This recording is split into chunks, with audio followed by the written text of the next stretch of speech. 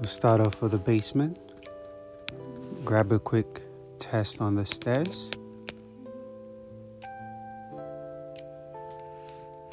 Once we're done here, I'll move closer to the open area to grab more data.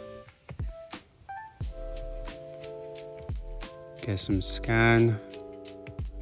Move to another corner.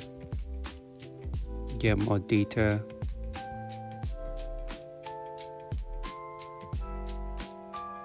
One last data point for good measure to make sure we have enough information. Now we're all done in the basement. Next, we'll head to the front door.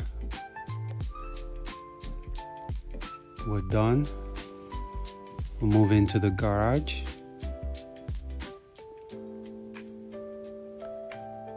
Our first data point in the garage. Next, we'll grab the second data point to build our heat map for the garage. We're done with the garage. Now it's time for the kitchen.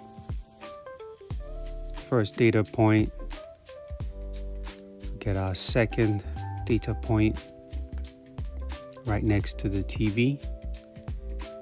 A third data point. And now for the last data point in the main living room space. We should be good here. Got our result. Now let's head up to the second floor. For the second floor, there is a specific problematic area. But we'll start off with the room closest to the problematic area. The router is in this room, by the way, so we needed to grab the data as close to the router as possible. Now we moved into the problematic room. Got our first data point, second data point. We'll wait for the result. Looks good.